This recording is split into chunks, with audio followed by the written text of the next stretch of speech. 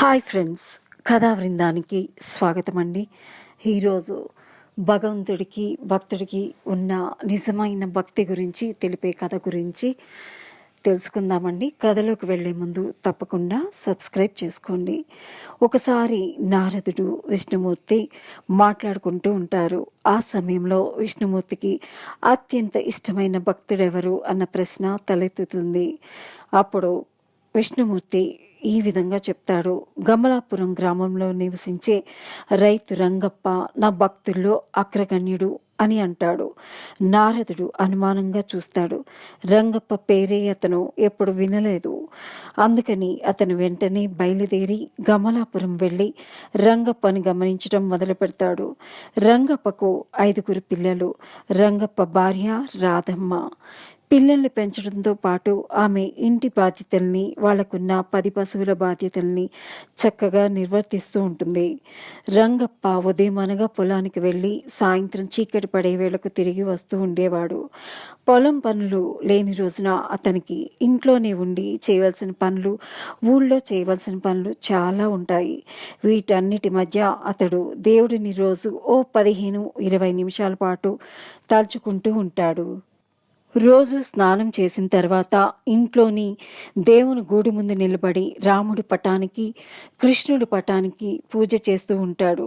ఇదంతా గమనించిన నారదుడికి రంగప్పలో ప్రత్యేకత ఏమున్నదో అర్థం కాలేదు. అతను చేసే సాధారణ పూజలో ఏం గొప్పతనం ఉన్నది? దానికి అంత మెచ్చుకోలు దేనికి?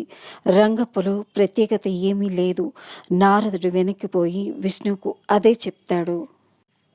దానికి విష్ణుమూర్తి సమాధానంగా, రంగప్ప రోజంతా పనిలో మునిగి ఉంటాడు.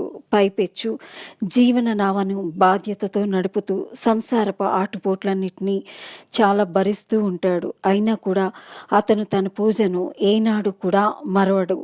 పరిపూర్ణమైన భక్తితో, ఏకాగ్రత చిత్తంతో ప్రతిరోజు కూడా పూజ చేస్తాడు. అది కొంచెం సేపే అయితే మాత్రం ఏమిటి? అతని కంటే తక్కువ పని ఉండే జనాలు కూడా అతనిచ్చే పాటి సమయాన్ని ఆత్మశుద్ధికి ఇవ్వరు అని విష్ణుమూర్తి చెప్తాడు. అయినా నారదుడికి ఆ సమాధానం తృప్తినివ్వలేదు. అప్పుడు విష్ణువు స్వయంగా అనుభవిస్తే తప్ప ఇలాంటివన్నీ సరిగా అర్థం కావు. ఏదో ఒకనాడు నీకు కూడా ఆ అనుభూతి తప్పక కలుగుతుంది అంటాడు. నవ్వుతూ తర్వాత నారదుడు భూసంచారానికి బయలుదేరుతాడు. ఏమైందో ఏమో అక్కడ ఆయనకు ఒక అందమైన యువతి కనబడుతుంది. నారదుడు ఆమెను పెండ్లాడి అక్కడే ఉండిపోతాడు. ఆ పైన నారదుడి మామగారు అతనికి కొంత నేలనిస్తారు. ఆ నేలను సాగు చేస్తూ నారదుడు మంచి రైతుగా అవుతాడు. మెల్లగా అతను వ్యవసాయంలో కష్టసుఖాలు తెలుసుకుంటాడు. ఈలోగా అతని భార్య 2 కొడుకులకు జన్మనిస్తుంది. ఇక నారదుడి పనిభారం మరింత ఎక్కువ అవుతుంది. ఈ క్రమంలో అతనుకున్న సామాజిక బాధ్యతలు రెట్టింపు అవుతాయి. వీటికి తోడుగా ఆరోగ్య సమస్యలు, ఆర్థిక సమస్యలు చుట్టుముడతాయి.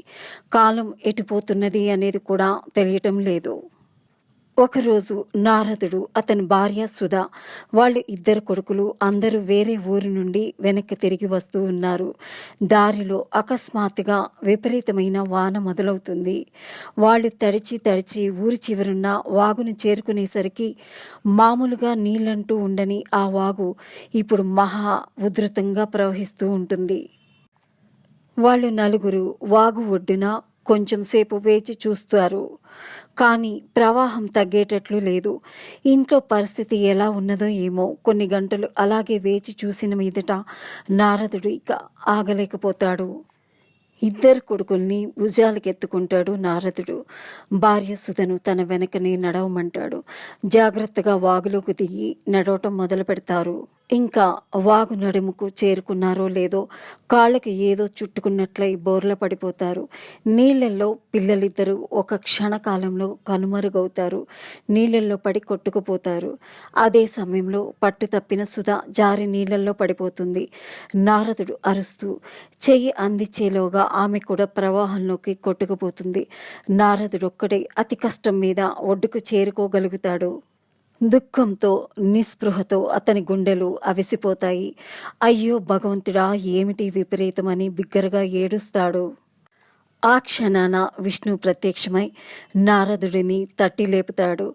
మాయకు లోనై తాను సంసార సాగరంలో ఎలా ఈదులాడింది గుర్తొచ్చి ఒక్కసారిగా సిగ్గుపడతాడు నారదుడు. ఆ వలయంలో చిక్కుకుని తను ఒక్కసారి కూడా భగవంతుడిని స్మరించలేదని కూడా గుర్తొస్తుంది నారదుడికి. రంగప్ప నిజంగానే గొప్ప భక్తుడు అని అలా అనుభవపూర్వకంగా గ్రహించిన నారదుడు సంశయరహితుడై విష్ణుమూర్తి ముందు సాగిలపడతాడు. ఈ కథ కనుక నచ్చినట్లయితే లైక్ చేయండి, షేర్ చేయండి, సబ్స్క్రైబ్ చేయండి. Thank you.